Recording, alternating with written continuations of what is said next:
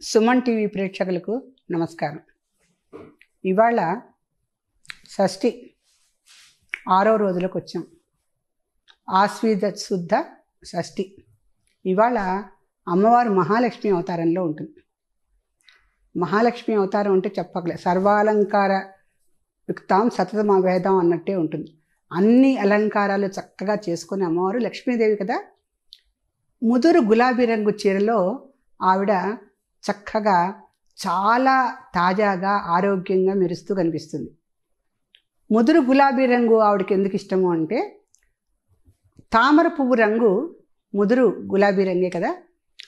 ఆ వర్ణంలో ఆవిడ కూర్చుని పద్మాసనస్థ అని ఉంది కదా, ఆ పద్మంలో కూర్చుని ఉంటుంది కనుక అమ్మవారికి ఆ వర్ణం ఇష్టం. ఇంకా అమ్మవారిని ఎలా పూజించాలి, ఏ రకంగా మనం స్తుతించాలి అంటే, అమ్మవారు ముఖ్యంగా మహాలక్ష్మి అమ్మవారు అష్టాదశ పీఠాల్లో ఒకటి. మనకి 18 పీఠాలు ఉన్నాయి. దాంట్లో అష్టాదశ పీఠాల్లో కొల్హాపురి లక్ష్మీదేవి అని వస్తుంది. అంటే ఆ కొల్హాపురం అని ఇప్పుడు అంటున్నాం మనము, ఇద్దరికి అది కరవీరపురము. కరవీరపురం ఎందుకంటే అక్కడ కరవీరం అంటే గన్నేరు పూలు, తెల్ల గన్నేర్లు ఎర్ర గన్నేర్లు కూడా ఉంటాయి. ఈ 2 గన్నేరు పువ్వులు కూడా కలిపినటువంటి వర్ణమే తామర పువ్వు వర్ణం. అంటే తెలుపు ఎరుపు కలిపినటువంటి ఒక మంచి చక్కని వర్ణము అమ్మవారికి ఇష్టం అన్నమాట. అటువంటి గులాబీ వర్ణంలో ఆవిడ వస్త్రాలు ధరించి చక్కగా శోభాయమానంగా ప్రకాశిస్తూ ఉంటుంది. అసలుకి మహాలక్ష్మీదేవి అంటే మహాకాళి, మహాలక్ష్మి, మహాసరస్వతి ఈ 3 శక్తులు కలిపినటువంటి లలితాదేవి. అయితే మహాలక్ష్మికి లలితాదేవికి అభిన్నమే, తేడా ఏం లేదు. అలాగే మహాసరస్వతికి లలితాదేవికి కూడా ఏమీ తేడా లేదు. వీళ్ళిద్దరూ అమ్మవారి యొక్క అంతర్భాగాలే. మనం ఏ చిత్రపటం చూసినా మధ్యలో చెరుకుగడ్డ పట్టుకున్నటువంటి లలితాదేవి, ఇటువైపేమో సరస్వతీదేవి, ఇటువైపేమో లక్ష్మీదేవి ఉంటారు. ఈ లక్ష్మీదేవి ఎంత వినయం అంటే, మనకి లక్ష్మీ అష్టోత్తరంలో వస్తుంది, స్త్రైణ సౌమ్యాయ నమః. ఆవిడ అంత ధనానికి అధిపతి, కుబేరుణ్ణి శాసిస్తుంది ఆవిడే. ఉత్తర దిక్కంతా ఆవిడదే, శాసించగలదు. మొత్తం ప్రపంచాన్నే ధనంతో సాధించగలదు, శాసించగలదు. అటువంటి ఆవిడ కూడా సౌమ్యంగా ఉంటుంది. అంటే ఎంత ధనం ఉన్నప్పటికీ కూడా సౌమ్యత అనేది చాలా అవసరం. ఇంత సౌమ్యంగా ఉంటూ లలితాదేవికి పక్కన ఉండి వింజామర్లు వీస్తూ ఉంటుంది అమ్మవారు. అందుకే లలితా సహస్రంలో ఒక నామం ఉంది, సచామర రమా వాణి సవ్య దక్షిణ సేవిత. సవ్యమేమో ఒకళ్ళు, దక్షిణ భాగంలో ఒకళ్ళు, 2 వైపులా నుంచని లక్ష్మీ సరస్వతులు వింజామర్లు వీస్తూ ఉంటారు లలితాదేవికి. అటువంటి మహాలక్ష్మి గురించి ఇప్పుడు మనం చెప్పుకుంటున్నాం. ఈ మహాలక్ష్మి విశిష్టత ఇంకా ఏమిటంటే, ఈవిడ ఎప్పుడు కూడా కుంకుమ రాసుల్లో, పద్మాలల్లో, పాలల్లో, మళ్ళీ చక్కటి పుష్పాలల్లో, ధాన్యరాసుల్లో, అంటే పాలల్లో, పూలల్లో, ధాన్యరాసుల్లో అలా చక్కగా మహాలక్ష్మిలాగా ఆవిడ ఎప్పుడు అంటే లక్ష్మీదేవి ఉండే స్థానాలు చాలా ఉన్నాయి. కానీ మనం ఈ నవరాత్రి సందర్భంగా చెప్పుకునేది ఏంటంటే, ఆవిడకి క్షీర నైవేద్యంతో మనం నైవేద్యం పెడతాం. మళ్ళీ ఆ క్షీరాన్నే నివేదిస్తాం. క్షీరాన్ని మళ్ళీ అన్నంతో కలిపి వండినటువంటి అన్నం కూడా, మన క్షీరాన్నం కూడా నివేదిస్తాం.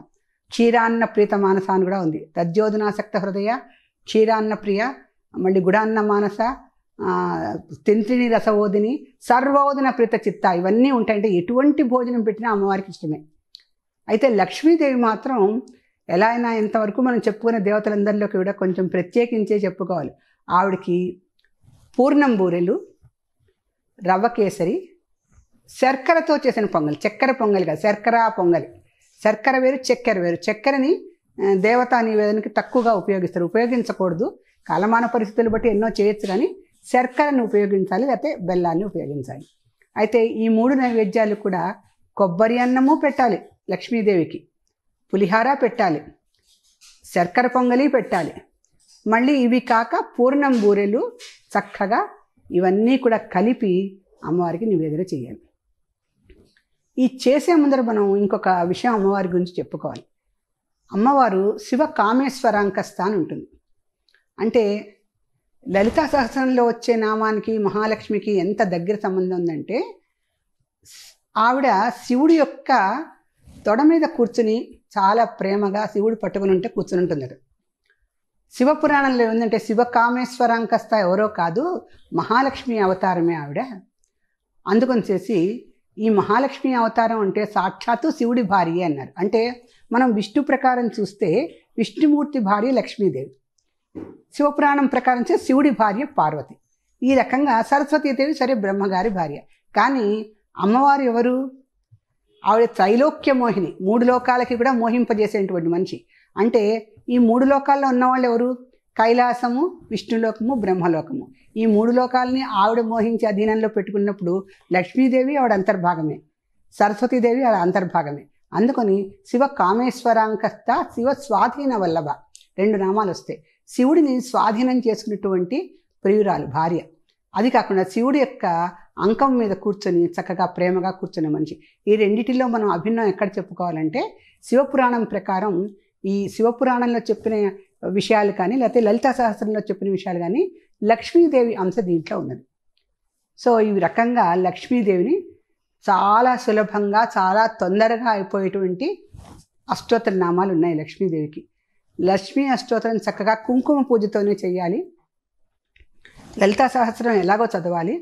కుంకుమ పూజ చేసిన తర్వాత అమ్మవారు ఎక్కువ పుష్పప్రియ. అంటే పద్మాలు కానీ కరవీరాలు కానీ జాజులు సంపెంగలు అన్నీ కూడా అమ్మవారికి చాలా ఇష్టం. అందుకని ఇవన్నిటితో ఎక్కువగా పువ్వులతో పూజ. ఆవిడ ప్రకృత్యై నమః వికృత్యై నమః అని వస్తుంది మొదటే లక్ష్మీ అష్టోత్తరంలో. ఆవిడ ప్రకృతి అంటే ఏంటి? ప్రకృతిలో లభించేటువంటి పుష్పాలన్నీ కూడా ఆవిడ స్వభావానికి దగ్గరగా ఉంటాయి. చాలా లక్ష్మీదేవి చాలా మృదు స్వభావి, అలాగే అంత చంచల స్వభావి కూడా. ఆవిడని మనం ఎంత శ్రద్ధగా శుచిగా శుభ్రంగా పూజిస్తే ఆవిడ మనని నవరాత్రుల్లో అంత చక్కగా అంత లక్ష్మీప్రదంగా మన ఇల్లు ఉంచుతుంది.